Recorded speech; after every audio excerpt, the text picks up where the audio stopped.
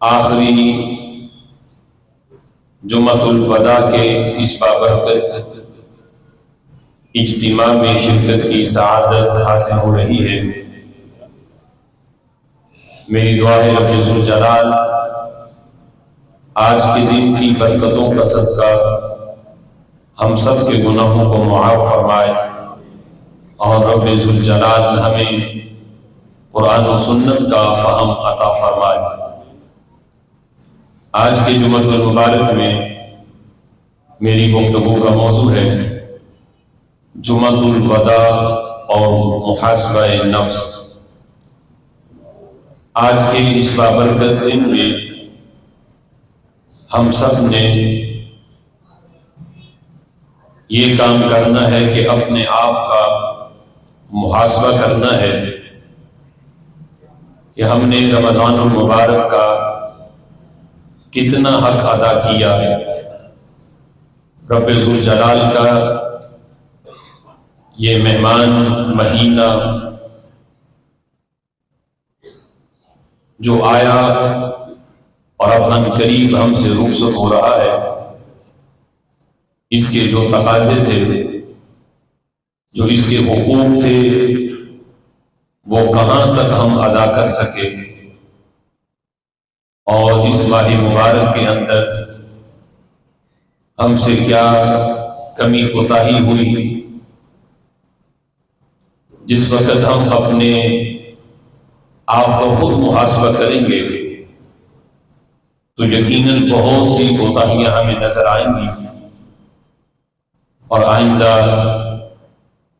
اگر اللہ تعالیٰ نے زندگی رکھی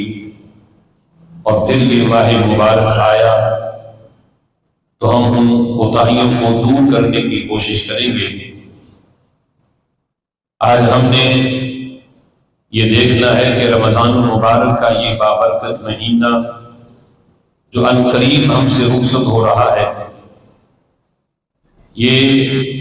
ہم سے راضی ہو کے جا رہا ہے یا ناراض ہو کے۔ حضرت مجدد پاک رحمت اللہ علیہ مکتوبات کے اندر آپ ارشاد فرماتے ہیں طوبی لمن مضى علیہ ھذا الشہر المبارک، فرماتے ہیں کہ مبارک ہو اس بندے کو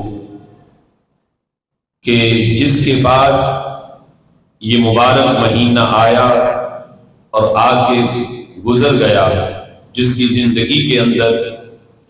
یہ ماہ مبارک تشریف لایا اور پھر رخصت بھی ہوا، لیکن رخصت ہوتے ہوئے وَرَضِيَ عَنْهُ، وہ ماہ مبارک رخصت ہوتے ہوئے یہ کہہ گیا کہ میں تجھ سے راضی ہوں۔ تو فرمایا طوبیٰ، اس بندے کے لیے خوشخبری ہے، اس بندے کے لیے یہ مبارکباد ہے، وہ مبارکباد کا مستحق ہے کہ جس کی زندگی میں یہ ماہ مبارک آئے اور پھر رخصت ہوتے ہوئے یہ کہہ جائے کہ راضی عنہ، کہ وہ اس سے راضی ہے۔ اور پھر فرماتے ہیں وَوَيْلٌ، ایسے بندے کے لیے ہلاکت ہے، تباہی ہے ایسے بندے کے لیے، لمن سخط علیہ، کہ جس کے پاس یہ ماہ مبارک آیا اور آ کے گزر گیا لیکن وہ اس سے ناراض ہو کے گیا،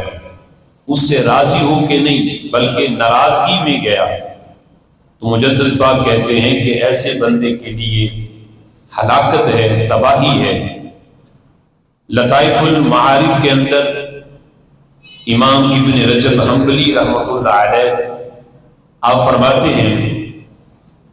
کہ پہلے بزرگوں کا تو یہ طریقہ تھا، آج جس وقت رمضان کا مہینہ آتا ہے تو وہ لوگ کہ جنہوں نے روزے بھی نہیں رکھنے ہوتے، تراویح بھی نہیں پڑھنی ہوتی، وہ اس فکر میں ہے کہ کب یہ مہینہ گزرے اور کب عید کا دن آئے، حالانکہ روزوں سے وہ دور ہیں، تراویح سے وہ دور ہیں، لیکن سب سے زیادہ فکر انہیں ہوتی ہے کہ یہ مہینہ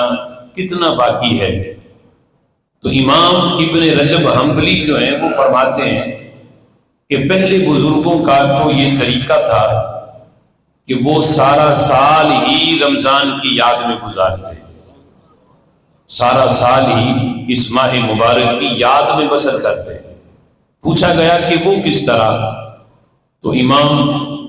ابن رجب حنبلی کہتے ہیں کہ رمضان شریف کی آمد سے پہلے جو 6 ماہ ہوتے تو وہ بزرگوں کا یہ طریقہ تھا کہ وہ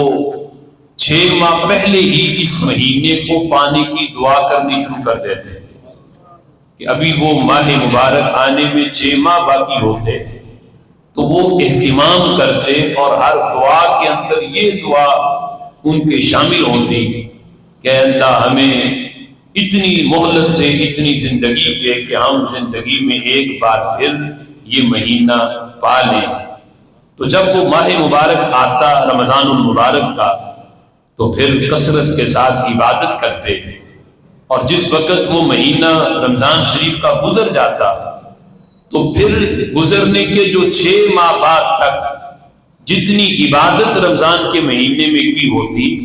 وہ اس عبادت کی قبولیت کی دعا کرتے رہتے۔ اے اللہ ہم نے جو روزے رکھے وہ قبول کر، جو تراویح پڑھی وہ قبول فرما، جو تیرا ذکر کیا، قرآن کی تلاوت کی، یعنی 6 ماہ تک رمضان کی گئی عبادت کی قبولیت کی دعا کرتے رہتے۔ تو کہتے اس انداز میں ان کا پورا سال ہی رمضان کے ذکر میں اور رمضان المبارک کی یاد میں بسر ہو جاتا۔ بزرگ فرماتے ہیں کہ جس وقت نماز پڑھو تو یہ سوچ کے پڑھو، ذہن کے اندر یہ تصور ہو کہ ہو نہ ہو یہ میری زندگی کی آخری نماز ہو۔ کہتے ہیں جس وقت یہ تصور باندھ کے نماز پڑھو گے تو پھر نماز میں خشوع و خضوع زیادہ میسر آئے گا۔ ہمیں نمازوں میں اگر خشوع و خضوع نہیں ہے تو اس کی ایک وجہ یہ ہے کہ ہم امید لگائے بیٹھے ہیں کہ ابھی بڑا وقت ہے، آج اگر نماز میں غلطی ہو جاتی ہے تو کوئی بات نہیں، ابھی بوڑھے ہونا ہے، بوڑھے ہوں گے تو پھر بڑے اچھے اہتمام سے پڑھ لیں گے، آج چھوٹی صورتوں سے جلدی جلدی پڑھ لیتے ہیں، کل جب بوڑھے ہوں گے فارغ وقت ہوگا تو پھر نماز لمبی پڑھ لیں گے۔ یعنی امید لگائے بیٹھے ہیں کہ اس نماز کے بعد بھی اگلی نماز کا موقع ملنا ہے، لیکن بزرگ فرماتے ہیں یہ انداز درست نہیں۔ جو نماز بھی پڑھو، جو سجدہ بھی کرو، اسے اپنی زندگی کی آخری نماز اور آخری سجدہ تصور کر کے پڑھو، تو پھر دیکھو اللہ تمہیں نماز میں کتنی لذت اور چاشنی عطا فرماتا ہے، پھر کیسا خشوع و خضوع تمہیں نماز میں میسر آئے گا۔ اور اسی طرح جب رمضان کا مہینہ تمہاری زندگی میں آئے تو یہ تصور کرو کہ یہ میری زندگی کا کہیں آخری رمضان نہ ہو۔ جس وقت بندہ یہ خیال کرے گا تو پھر اس کا کوئی روزہ اس سے نہیں چھوٹے گا، پھر روزہ رکھ کے اس سے کوئی گناہ نہیں ہوگا، پھر تراویح میں تھکاوٹ محسوس نہیں ہوگی، پھر تراویح میں اکتاہٹ نہیں آئے گی، جب اسے یہ پتا ہو کہ ہو سکتا ہے میری زندگی کی آخری تراویح ہو، اگلے سال پتہ نہیں زندگی میں یہ موقع نہ ملے، تو یہ خیال کر کے تصور کر کے جس وقت بندہ پڑھے تو یقیناً عبادت کے اندر خشوع و خضوع بھی ملتا ہے، لذت اور چاشنی بھی میسر آتی ہے۔